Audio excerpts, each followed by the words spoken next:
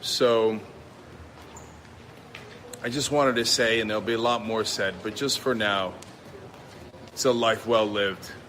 Thank you, Ed Schultz, for all you did for all of us. Very cool tribute there from Cenk. Now, Donald Trump... we got a little bit more from him. Yeah, Cenk Uygur, host of the Young Turks on YouTube. Very big channel there, covering news and politics from a progressive angle there. Very cool stuff there. All right. Yeah, so Ed Schultz, we're going to get a little bit more details. He was former MSNBC host, and I couldn't have not described that any better than Cenk just...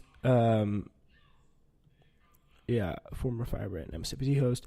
All right, so yeah, Schultz was an advocate for unions and organized labor, the daily caller rights under President Obama, but after departing MSNBC, Schultz became a host on RT, and he was really able to get really progressive there on that. He was really able to get into the progressive meat of things, really fight for unions, really push, really advocate. Because, I mean, he was, believe it or not, I mean, this is not going to be what most people associate RT with, but he was able to actually put a true progressive agenda forward in RT and say these crazy things, unlike what he would say at MSNBC, which is not state media, but a private corporation media. It's kind of hard to realize sometimes. But anyway, putting the Daily Caller at first with Ed Schultz was a little funny. Yeah, but he was dead at 64. WDAY TV reports word of his passing was confirmed by current employer RT America. We had RT America, our side, to announce that Ed Schultz passed quietly early morning on July 5th at his home in Washington, D.C. This announcement came as a shock to all of us here at RT America. Schultz is perhaps best known to TV audiences for his long-running MSNBC series, The Ed Show, which was first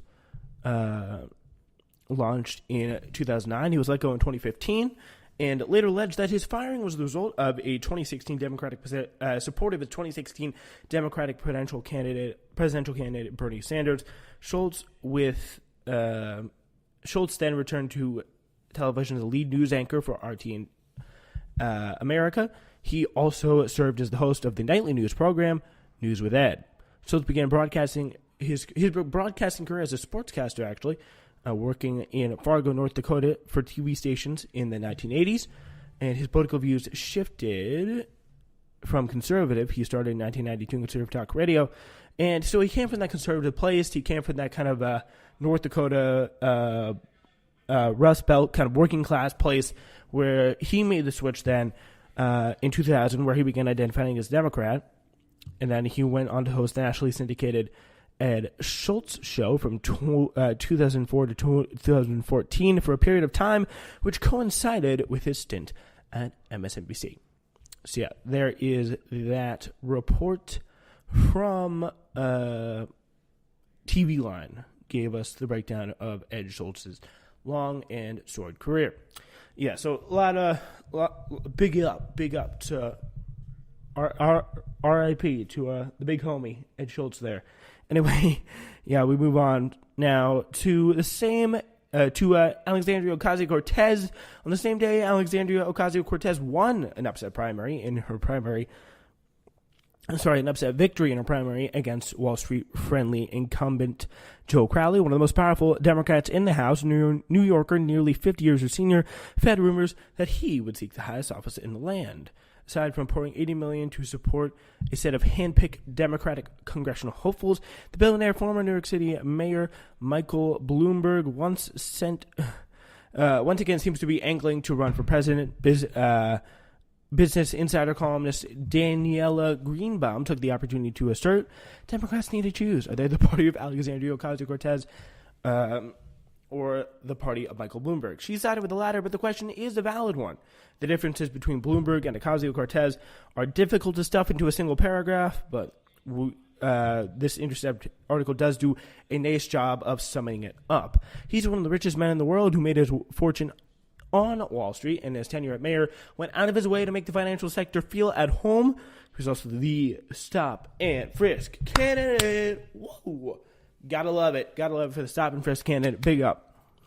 Once again. Yeah, so yeah, she's a Democratic socialist who, until last year, bartended in Manhattan and campaigned to make housing a human right, something Bloomberg has made a more difficult goal to attain for her future constituents.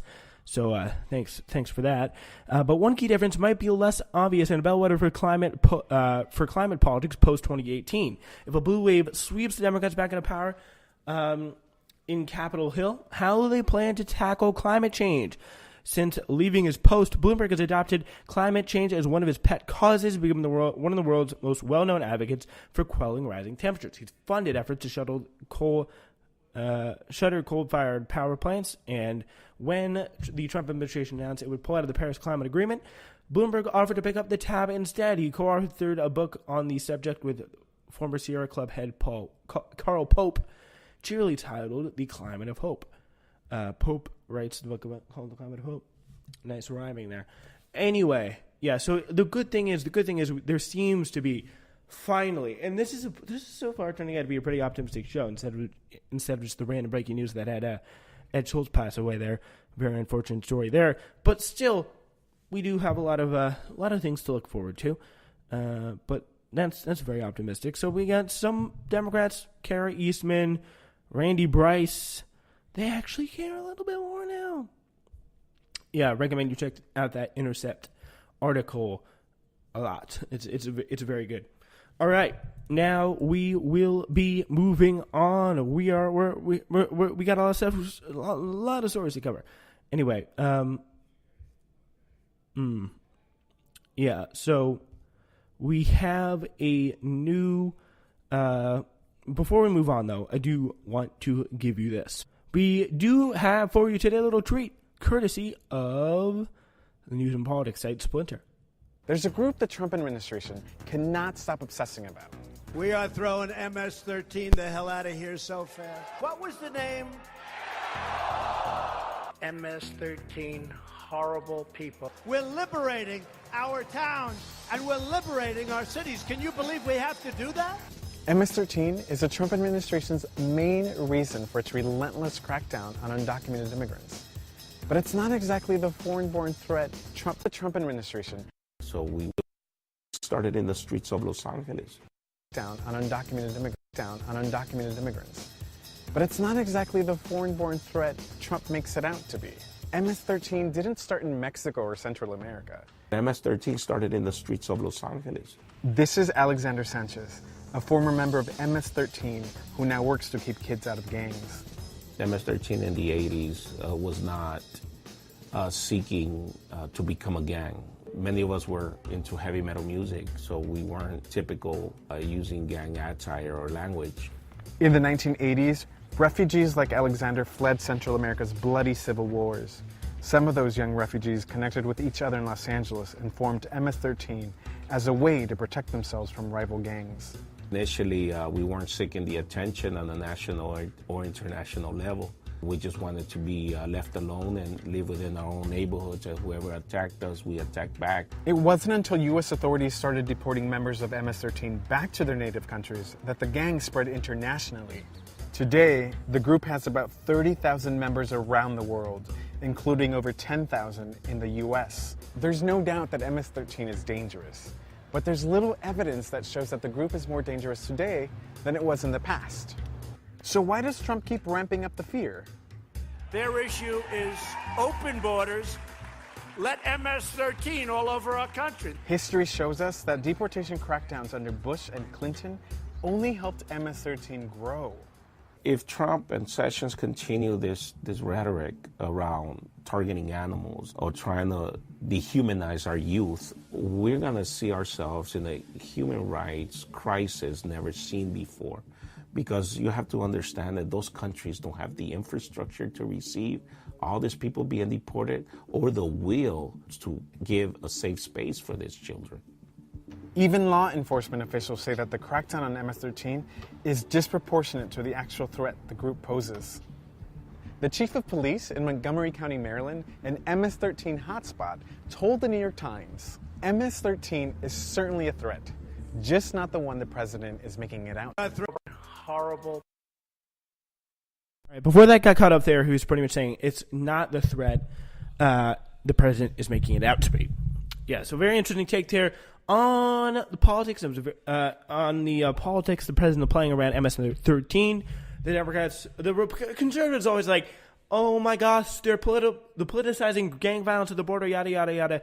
I think the president come up hyping this relatively this dangerous gang. Granted, no one's saying it's not dangerous, but it's relatively inactive gang that is still. I mean, that is largely prevalent, but it's not. The president is clearly, according to law enforcement officials, is seriously overhyping it. Anyway, yeah, apparently Donald Trump really wanted to invade Venezuela, like badly. And touching not to the president's camp before him, President Donald Trump was reportedly obsessed with launching his own invasion of a Latin American country. Unsurprisingly, this country is Venezuela, the country mentioned most. The South American country mentioned most in the last couple of weeks since Alexandria Ocasio-Cortez's victory. I mean, if you think socialism is good, just ask Venezuela how it's working out. Fox News talking point. Boom! Like, that's whatever. Yeah, it's literally, yeah, as it's known to anyone who thinks this is single-player healthcare is Stalinist.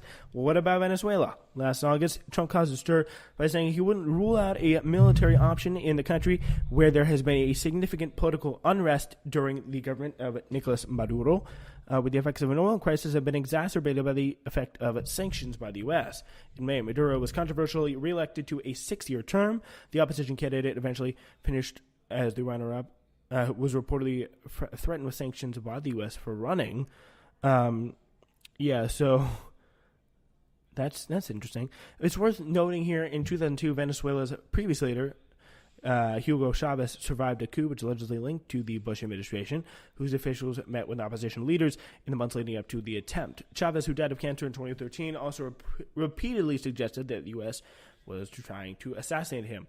The military option comment was mostly waved off by the White House and the press as Trump being Trump, but the AP reports that Trump was, in fact, very serious about it, saying, quote, in an exchange that lasted about 5 minutes, McMaster, H.R. McMaster, a general in the White House doing whatever he does, and others took turns explaining to Trump how military action could backfire and risk losing hard-won support among the Latin American governments to punish President Nicolas Maduro for taking Venezuela down the path of dictatorship, according to the official. And what government would they put in there? And how great would it be? I mean, I guess he just wants his own personal Iraq. I mean, that's very cute. It's very admirable. Anyway, yeah, Trump pushed back.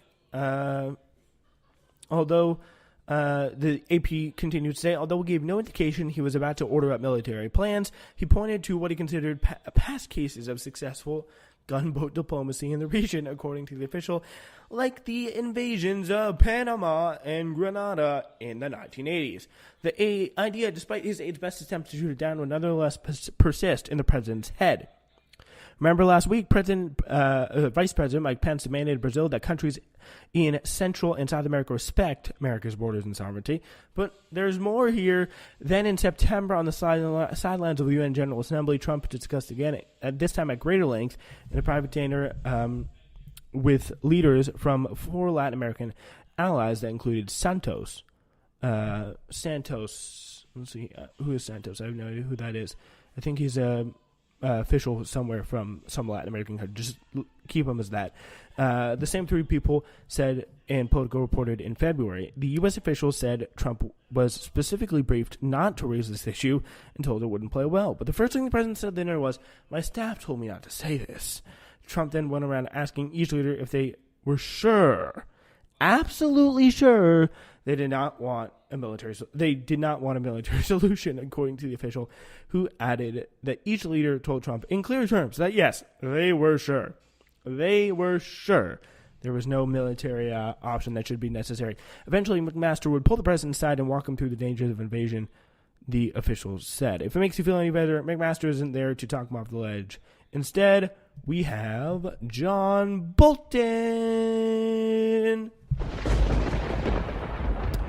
Yeah, that sound is the sound of the bombs that you'll hear over your head pretty soon. Anyway, yeah, we continue now. We are moving down through the rundown of stories. We got to